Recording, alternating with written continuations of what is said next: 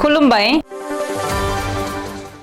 बे समाव बडलेण्ड इंखं टेलिभिजननि स्टुडिअ आं मिथिका नार्जारी दिनै मोनाबिलिनि गाहाय रादाबफोराव दङ। डाइरेक्ट रिक्रुटमेन्टनि थामथि थाखोनि रिजाल्टखौ गाबोन फोसावगोन। बीजेपीआ साख्रिनि सोलाय जौनि बटल होदों बुंदों गौरव गगৈ। भारत रत्न डक्टर भुपेन हाजरिकानि 11थि थैनाय सान फालिनायखौ लानानै दान्थे बिदान्थे। मंगलदैयाव हा सिमनाखौ लानानै बुलायनायाव सासे जिउ खहा आरो 7 जखम। सिलचराव खुंनो गोनां आसाम सरकारनि केबिनेट मेलखौ दोनथ'बाय।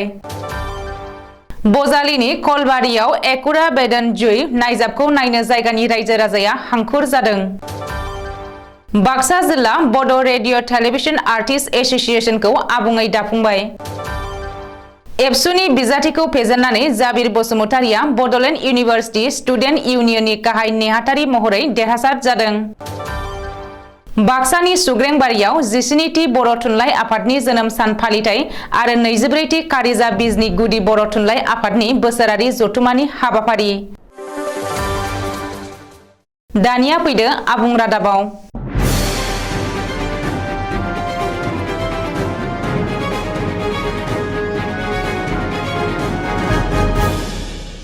आसाम सरकारनि 1 लाख थिसनथाइनि बागै डाइरेक्ट रिक्रुटमेन्टनि थामथि थाखोनि रिजाल्टखौ फोसावसिगोन। फैगौ 6 नभेम्बर खालि थामथि थाखोनि सायख' आनजादनि रिजाल्टखौ होसिगोन होननानै गिबि मन्त्रि डक्टर हिमन्त बिश्व शर्माया फोसावदों। गिबि मन्त्रिया मैया शुक्रबार खालि टुइटाराव टुइट खालामनानै 6 नभेम्बर खालि थामथि थाखोनि रिजाल्टखौ होगोन होननानै फोसावदों। मख'नो गोनांदि रायजोनाङै लाख लाख फरायसाफोरा माखासे सिमां लानानै थामथि थाखोनि रिजाल्टखौ नेनानै दङ। बे समावनो फैगौ 6 नभेम्बर खालि थामथि थाखोनि रिजाल्टखौ होगोन होननानै गिबि मन्त्रिया फोसावदों। बेखौबो मख'नो नांगोन दि आसाम सरकारनि गुबुन गुबुन बिफाननि थामथि थाखोनि गासै 13,141 मासनि थाखाय थांनाय 28 आगस्ट खालि रायजोनाङै मोन 25 जिल्लायाव सायख' आनजाद खुंनाय जादोंमोन। बीजेपीआ साख्रिनि सोलाय लाइमोनफोरनो जौ बटलसो होदों। बे बाथ्राखौ बुंदों कंग्रेसनि दैदेनगिरि आरो कलियाबरनि एमपि गौरव गगैआ। माजुलियाव देउरि अट'नमास काउन्सिल बिसायख'थिनि फोसावदिंनो थांनाय गौरव गगैआ दिनै बीजेपी सरकारखौ गोख्रों रावजों सावरायनानै बुंदों दि बे समाव रायजोआव बिमा बिफा आरो दिथागिरिफोरा गावबा गावनि फिसाफोरखौ लानानै जोबोद साननो गोनां जानानै फैदों। जाय समाव खामानि गैजायै लाख लाख लाइमोनफोरा साख्रि नागिरनानै न'आवनो जनानै दङ, बै लाइमोनफोरनो साख्रि होनायनि सोलाय बीजेपी सरकारा जौनि बटल होनायनिसो खाबु खालामदों। बीजेपी सरकारा जौनि गोदान आयेन लाबोनानै रायजोनि खना खनला जौनि गला खुलिनानै होदों, जाउनाव दिथागिरिफोरा जिंगासिनो गोनां जादों। सुधाकान्त डक्टर भुपेन हाजरिकानि 11थि थैनाय सान फालिनायखौ लानानै दान्थे बिदान्थे। मख'नो गोनांदि दिनै भारत रत्न डक्टर भुपेन हाजरिकानि 11थि थैनाय सान। डक्टर भुपेन हाजरिकानि 11थि थैनाय सानखौ दिनै रायजोनाङै खना खनला बायदि बायदि हाबाफारि लानानै फालिदों। आसाम सरकारनि हारिमुआरि बिथोनगिरिख'नि बानजायनायावबो जालुकबारियाव थानाय सुधाकान्तनि मांखरसालियाव बिबार बावनानै आरो गासैबो धोरोमनि आरज गाबनायजों भुपेन हाजरिकानि 11थि थैनाय सान फालिदों। नाथाय रायजो सरकारा भुपेन हाजरिकानि 11थि थैनाय सान फालिनायखौ लानानै रायजोआव गोदान दान्थे बिदान्थे सोमजिदों। अजद सिखारनाय बायदिब्ला रायजो सरकारनि हारिमु बिथोनगिरिख'आ खुंनाय भुपेन हाजरिकानि 11थि थैनाय सान फालिनायखौ लोब्बा लानानै बिबार बावनायखौ 45 मिनिटावनो फोजोबदों। बेनि अनगायैबो बे हाबाफारियाव सरकारनि रावबो थान्दैया नुजाथियाखै। मख'नो गोनांदि आसाम सरकारनि हारिमुआरि बिथोनगिरिख'आ जोबोद गेसें सुबुंखौ लानानै भुपेन दानि 11थि थैनाय सान फालिदों होननानै माखासे थाखोआव सावरायसोदों आरो गोदान दान्थे बिदान्थे सोमजिदों। बे दान्थे बिदान्थेखौ थुलुंगा होसोननानै कंग्रेसनि आइजो दैदेनगिरि मीरा बरठाकुरा बुंदों दि सोरखारा शिल्पीखौ सनमान होनो रोङा। सोरखारा 11 बोसोरावनो भारत रत्न भुपेन हाजरिकाखौ बावगारबाय। आं दिनै धरन गगैखौ गोसोआव फैदों। मुलाम्फा थानाय बाथ्राफोरावल' सोरखारा गोसो होयो। मंगलदैयाव हा सिमनाखौ लानानै हिंसायारि जाथाय। हा सिमनाखौ लानानै सोमजिनाय एना एनि आरो बुलायनाय जाथायाव सासे सुबुङा जिउ गोमानायजों लोगोसे गुबुन 7 सुबुङा गोब्राब जखम जादों। मंगलदैनि एन.सि. बान्दियाव मोननै नखरनि गेजेराव जादों बे हिंसायारि जाथाया। हा सिमनाखौ लानानै सोमजिनाय हिंसायारि जाथायाव जिउ गोमानाय सुबुंखौ गुफुर आली होननानै सिनायथिनो हादों।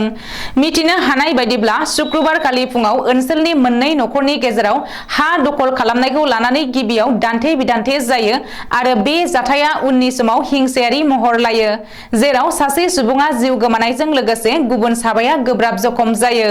मोननै नखरनि गेजेराव बुलायनाय बे जाथायाव नखरसेनिनो 6 सुबुङा गोब्राब जखम जायो।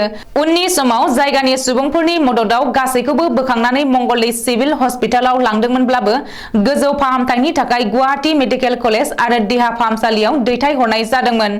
बेनिनो गुफुर आलि सासे सुबुङा थांनाय हराव गुवाहाटी मेडिकेल कलेज देहा फाहामसालियाव जिउ गोमायो होननानै खौरां मोन्दों। ओरैहाय बे जाथाया ओनसोलाव दुंहाव थासारि सोमजिहोदों।